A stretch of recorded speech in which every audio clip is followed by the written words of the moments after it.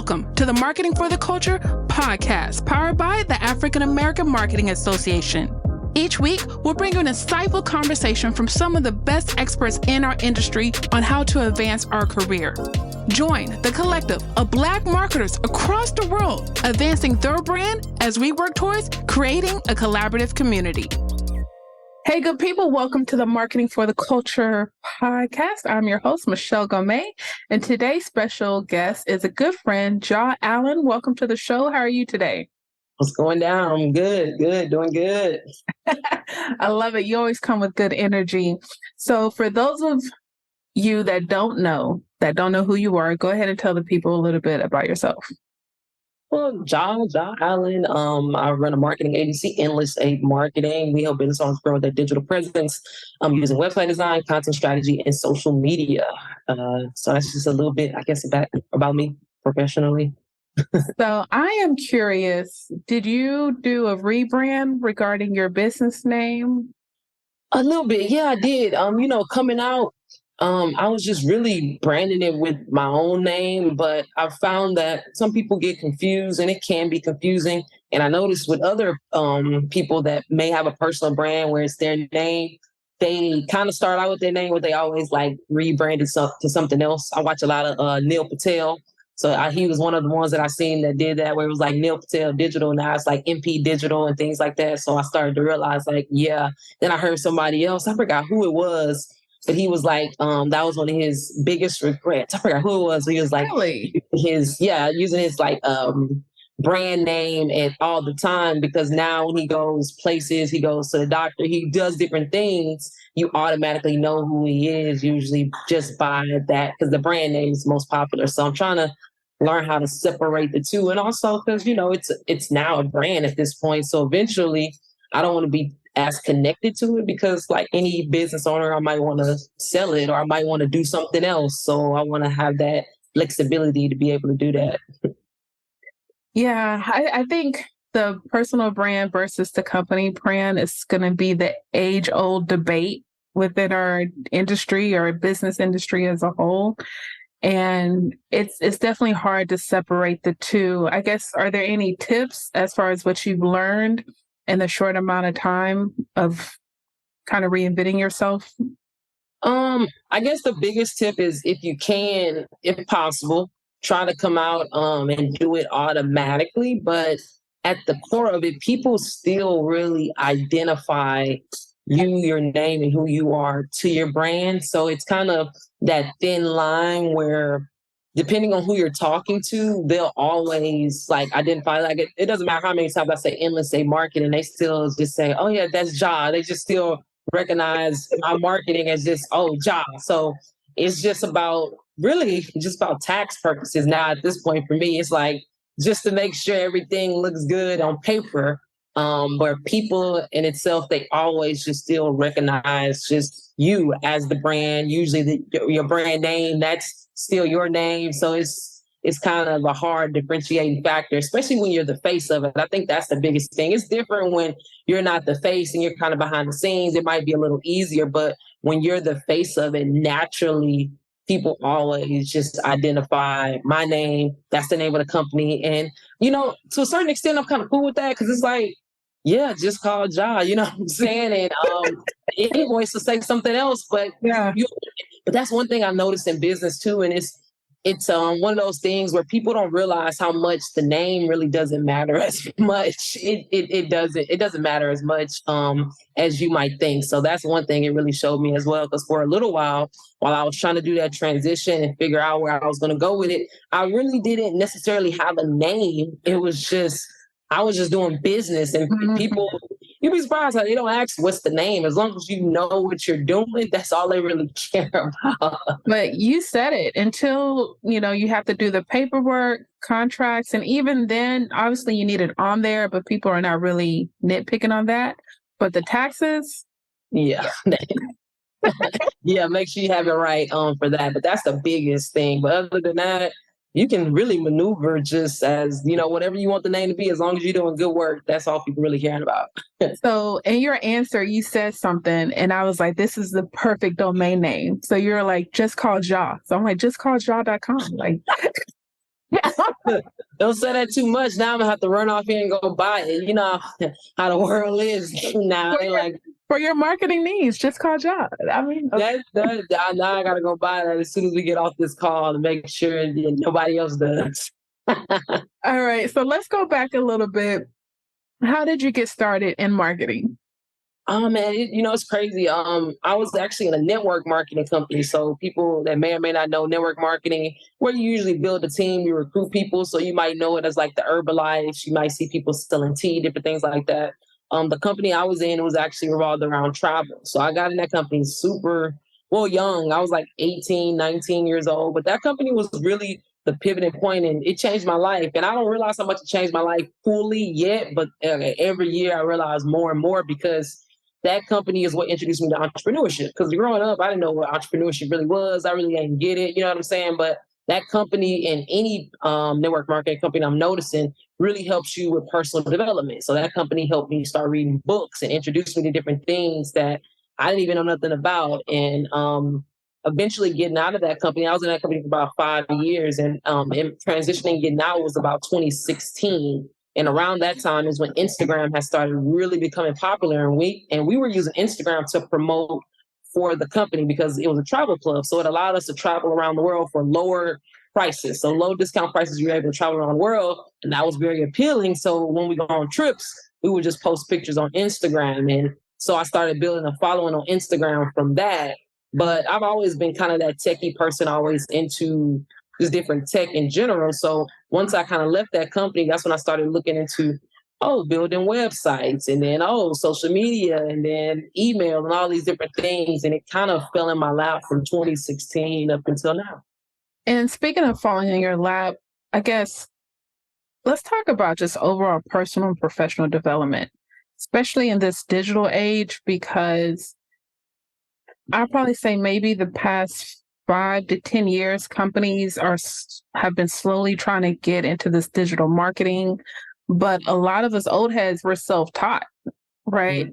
So who are some of the people that you follow, courses, masterminds? What are some of the things that you've invested in order to keep on top of your skills?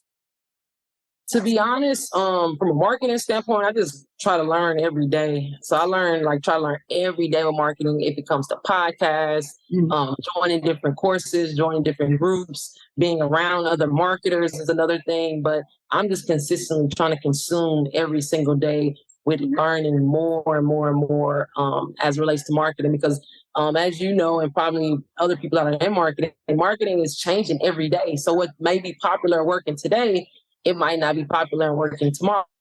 So it's something that you have to stay on top of. And the best way to do that is just by really jumping in the industry and kind of just surrounding yourself with it. So even on social media, a lot of people that I follow are marketers, or they do something in marketing. So I'm just always steadily consumed with marketing in some type of way, form, or fashion. And that's what keeps me up to date and staying like on the trend as much as possible. Yeah. So what are the trends, hot topics, trending topics that you're seeing today on any social media platform, digital? I think like most people are seeing, this AI trend is just going crazy. So that's I think that's the most prevalent one right now, is just AI, figuring out what are all the ways you can use AI? How can I really use AI in my business? What makes AI the best, latest, and greatest? So that's one that I'm really monitoring. I wouldn't say I'm staying on top of it, but I'm definitely monitoring it, only because it's still new. So it's like staying on top of it is kind of, I wouldn't say pointless, but it's kind of hard because it's going to keep changing so much. So I needed to stabilize a little more. And as it stabilizes, I'm able to really get on top of it. But that's the main one that I'm really monitoring the most. Of course, monitoring TikTok to see what it's going to do. I don't think they're going to ban it necessarily in the US, but really figuring out what are the restrictions they're going to put on it. Does it really help with growth? Who really needs to be on there? Because, you still hear people saying, oh, business needs to be on TikTok. This person needs to be on TikTok. But to be honest, it's really figuring out still what is really happening on TikTok and who's really making, is it revenue generating? Is it more about brand awareness? And of course, it's going to vary depending on the business, but I think it's still a very, very new platform to monitor and just watch and see what will come out of it. And then with Instagram, that's another one where again, just they're steady changing, but they're steady adding stuff to it, and they're making it very hard to grow on there, I would say, or to really build a legit following. So I think with Instagram, you really got to pay attention to the type of content you're putting out. I've been noticing that if you're able to put out a lot of probably tips, tricks, and hacks, that's probably one of the quickest ways to grow your Instagram right now from a shares, likes standpoint, especially if you're adding in stuff that relates to AI. I see that doing really well. So from an Instagram standpoint, is monitoring what type of content is actually getting the reach and the awareness without having to pay for ads. So that's kind of what I'm monitoring for each platform individually right now. Yeah. And you mentioned your services, web development, digital marketing, content creation, if I'm not mistaken, or content marketing. So what kind of clients do you work with, and how do you help them navigate this content marketing landscape? Well, it depends. We don't necessarily work with a niche right now, but it is a certain type of client. I don't want to say revenue because then that might strip people out. Like, well, I'm not making that much, but I tell people the simplest way to put it is somebody that has set aside a marketing budget. So a client that understands marketing is what's going to take them to the next level. They are now at a point in their business where they have a marketing budget set aside for a company person or whomever to come in and help them grow. So that ideally is the type of client that we're looking for. They have a marketing budget and they have probably been in business. I've noticed probably anywhere from 3 years or more, sometimes maybe 2 years, but typically about 3 years or more, they've seen profit in their business. 9 times out of 10, they're either doing it full time or they're about to go full time. So it's no longer a side hustle or it's no longer something they're doing after work. It's probably something that they're doing on a consistent basis. If not all day, they take majority of the day and do that. And they're kind of transitioning out of the corporate space typically. We work with ideally if the products, I wouldn't say the product again has a monetary value on it, but it's mostly somebody that has a service or product that is, it's not necessarily a low cost. So and I don't mean that in any type of way, but I'm just saying like it's not like necessarily if you're still maybe selling a product that might be a low cost and low value. So it really just depends on the client after I have like an in-depth conversation. But the simplest way to put it is if you've thought about, hey, this is our marketing budget, we have a marketing budget, then you're probably somebody that I'm now talking to, and you're probably at the level where you're like, okay, cool, let's have a conversation. And if you aren't at that level, we also have options for people that aren't at that level. So I do a lot of training now, especially in Houston. So with like the Small Business Development Center, I do training with them. Houston Community College, you might see me doing training with them. And I have some other organizations that I'm going to start doing training with coming up in August. So you can attend those trainings. And typically they're free because the organization usually pays me to come in. So typically the trainings are free. Or you can join, I started a marketing community. So it's a community for small business owners. We get on the call every single week and go over a new marketing tactic, trick, or trend. It is a group setting. So you just submit your questions and I answer the questions online live for everybody in Zoom. So you'll still have access to me in a certain manner. It just wouldn't be one-on-one. So I kind of got a little bit for everybody at every level that they might be at. Yeah, and speaking of community, and you've been a member of AMA from the beginning, pretty much. But what are some benefits when it comes to having a community, whether it's for your actual brand or even some, I guess, client testimonials on how you've been able to elevate members in your group?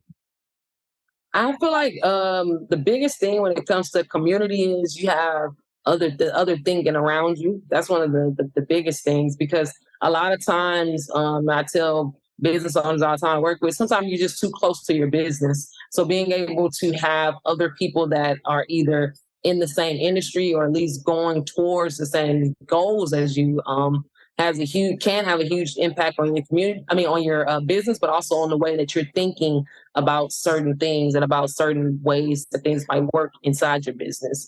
So it's huge. And I would say from someone being inside of our community, the biggest things I've heard is they're staying on top of trends and techniques. See, usually it's not, as a business owner, you're usually running your business and you got a whole bunch of other things running as well. So trying to stay on top of what's the latest thing happening in marketing for that week can be fairly difficult for someone. So that's one of the benefits that I've heard the most. But another huge benefit is not having to jump around on YouTube and just looking at different videos and feeling like that you can figure it out by yourself. Sometimes you just need to ask somebody that's been in the industry or somebody that might be able to help you just that one question. Because all the time a YouTube video can't get you to the answer because something might happen that didn't happen in the video. And now you got another question and it go on and on and on. So those have been the biggest success stories, saving a lot of time from jumping around on YouTube, but also having thinking that can look at your business in a way that you might not be looking at it. Yeah, I love it. Those are good points. So you will be speaking on the Growth Marketing Strategies panel at the Marketing for the Culture Summit. So how do you define growth marketing? And I've been hearing a lot of different answers. So I'm kind of curious what your take is. It really depends. It really depends because I would say it depends on every business what growth marketing is, and to be honest, where you going to do it at? What you going to do it at? What's your strategy going to be? What's your take going to be? So when you say growth marketing, I would say, okay, from a growth standpoint, what is your definition of growth? That's one. And two, when we figure out what's your definition of growth, okay, well, what can we do this type of growing at? Is it going to be on social media? Would growth marketing for you be maybe growing your email list? Would growth marketing for you maybe be getting out in the community more and building up more brand awareness behind your product? So when we say growth marketing, I really feel like it depends on the business. And then when we figure out what the business is, all right, cool. Well, what is going to be your definition of growth when we say you want growth? And then after we figure that out, well, what are the mediums that we can actually do this growth marketing on to see those results? So when it comes to growth marketing, I try to work almost backwards a little bit, where if we know the goal, then it's easier for us to figure out the strategy. And then once we figure out the strategy, then we can figure out, okay, cool, this is where we can take our growth marketing to the next level. But, growth is different for everybody. Some people growth might be just to add, 100 new followers and they all good. And then some people are like, well, no, growth for me, guys, I need to make an extra $50,000 in revenue. It's like, so, you're going to have two different growth marketing strategies from that standpoint. So I really just feel like it depends on the business and what is your definition of growth. And then we take it from there. Yeah, I mean, I think that's very real. And I think, the beauty of at least what I envision in the panel is one, everyone's successful in their own right. All of the panelists have worked on 6 and 7 figure projects. And you can speak to, okay, how you scaled your personal business, as well as how you have collaborated with the client and able to create this project that allowed them to scale their business, right? Yeah. So that's what I'm hoping the people, the panelists, the moderator can bring out of y'all, and the people will get that from the panel. That's what I envision. No, I'm pretty sure it'll make it happen. Pretty sure it'll make it happen. So give some people some insight. You were able to join us last year in Atlanta when we did Marketing for the Culture Summit. So what did you enjoy about it? What should the people expect? And then kind of dive into what you're looking forward to this year. No, definitely. Last year was really great. I enjoyed myself. I enjoyed being around other marketers because, like I said, sometimes it's hard to get other marketers in the room. And a lot of times, especially when you're not in marketing, you just say marketers or marketing, but a lot of people don't realize that entails a lot. You might be talking about a LinkedIn marketer. You might be talking about social media marketer, somebody that does email marketing. It's so many different type of marketers when you say marketing. So being able to get all these different perspectives and people inside one room and hear what they're doing, that was one of the things I really enjoyed, but also understand how these other industries are doing their growth marketing. Like it was a guy on there talking about LinkedIn. He had like LinkedIn influencers, I think, or something. He was doing like influencer marketing, but they were doing it in a way where they were partnering with like LinkedIn and different things like that, ways that I never even thought about doing influencer marketing. So I love being able to get around other thinking that's in the same industry, but it helps your industry because you never know what they're doing to really grow. So that was really insightful at the last one. And also, I feel like being able to get in the room where they might be talking about things that are new, stay on the top of the game and new, because you don't realize how how we all be thinking about the same things, but at the same time, it's so many nuances and so many different ways that it can be done. But because you may not be surrounded by that, or you might not be in tune with that or understand how it really works, you might be a digital marketer and maybe you focus mainly on social media, but you never realize how much, I don't know, web development or just different aspects of marketing really go hand in hand. So I love that we're able to bounce ideas, but also on the panel, you have those different perspectives, kind of how you were saying, where you might have worked on a client that was here and I worked on a client that's maybe here, but how the nuances are kind of the same sometimes, and you can use some of the same efforts to get them to the same goal. Hopefully this year I can meet some more people. It's going to be local in Houston, so I'm excited about that. So I'll probably, of course, I'll meet people from other cities, but I might meet some marketers right here in Houston that I had no idea about. Houston's so huge and it's such a big city. So I know we have marketing talent, but it's just so hard to connect different people and connect the marketing talent and figure out who's who. So I'm excited to see get there and see like who's who. Like, oh, okay, I didn't even know you existed. Like sometimes Houston, you can be on what we call like 290, and I'm way over here in the medical center, which is two totally different places. So we've never been able to connect. We've never been able to even meet each other. We've never even seen each other on social media. So I'm excited to get in the room and kind of see who are the people that I might not even know anything about, but hopefully can build a relationship with. Yeah, thank you for that. The way people looking at my LinkedIn, I'm hoping they come out because I'm like, yeah. I've never seen you before. We have like 53 mutual connections. Yeah. It's how Houston can get. It's crazy. And then another thing with Houston is always so many different events going on, not marketing events, but just events, business events, and so many organizations. There's always so much going on in Houston to the point of you can be that connected or that close with so many people, but never have met one another, only because it's just so much going on in Houston that we all really do have like 7 degrees of separation in Houston easily, probably maybe 2 if you're an active person around. Yeah. Well, how can people find you? And I mean, do you have anything else going on that you want to share with the audience as well? Well, just stay connected with me. Like I said, I got the small business, the market small business owners community that's consistent. So you can always sign up for that.